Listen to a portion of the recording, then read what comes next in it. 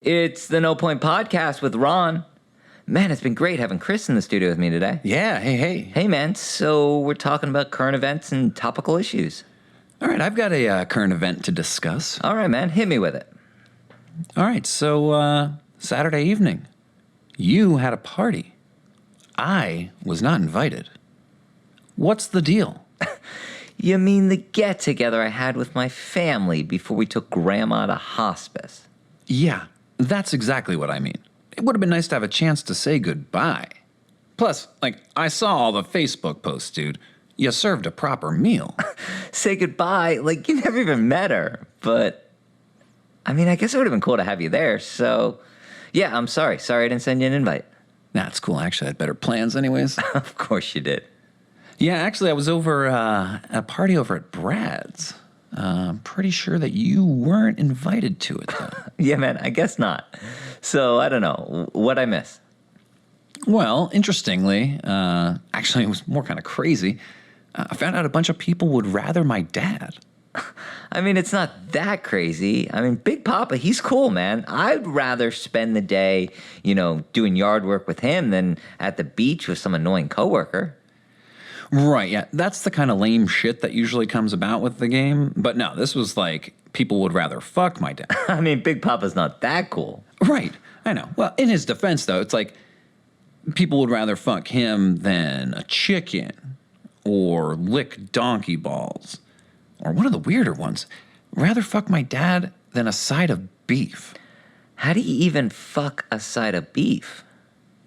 Okay, right. I asked the same question, right? Because, honestly, I didn't know that there were people out there who fucked beef. Beef fuckers. Right, beef fuckers, right. Well, apparently, if you're going to do it, half an hour to 45 minutes beforehand, you want to take the beef out of the refrigerator, kind of let it get to room temperature. And then you grab a large knife, you make sure it's sharp, and you make a long incision down the side of the beef, butterfly that open, gently tuck your junk in, and you go to town. That was quite the tutorial on how to fuck beef. Yeah, I actually put a PowerPoint together, so if you want it, man, I'll just send it over. Yeah, man, I think I'm cool. All right. I'm still curious, though. Why are they fucking your dad? Oh, well, it was house rules, right? You had to choose the parent of someone at the party. And I swear, it's almost all the chicks, most of the dudes, everyone was choosing Big Papa, man. And sometimes over me. I kind of get that. It would be weird for us to podcast after we fucked. It would get all awkward. I guess I'd rather fuck your dad than you. Okay. All right, but here's a question. Would you rather fuck me or your dad? Man, again with you. It's going to be all awkward if we fuck, but I'm going to try and seduce you. Not this time, man. This is strictly a would you rather. Oh, okay. I guess I'll buy it. In that case, then, the hierarchy. That solves that question. What's the hierarchy? Well, the hierarchy of where you break your sexual standards. Oh, okay. Things you least want to fuck. Yeah, exactly. Okay. Exactly. So what's the bottom tier, right? As you enter into things you least want to fuck, all the way down to the worst thing to fuck. All right. Well, bottom rung. Fat chicks. And then ugly chicks. Fat and ugly chicks. Anything gay. Period. Incest, gay incest, and then I have nothing to do with bestiality, man. Animals are off limits to me. I feel like you left necrophilia off the list. Where would that fall in the hierarchy? Well, man, that depends, right? Okay, think about this. You come across a body that's 2 days dead. That's a hell of a lot different than a body that's a couple hours dead.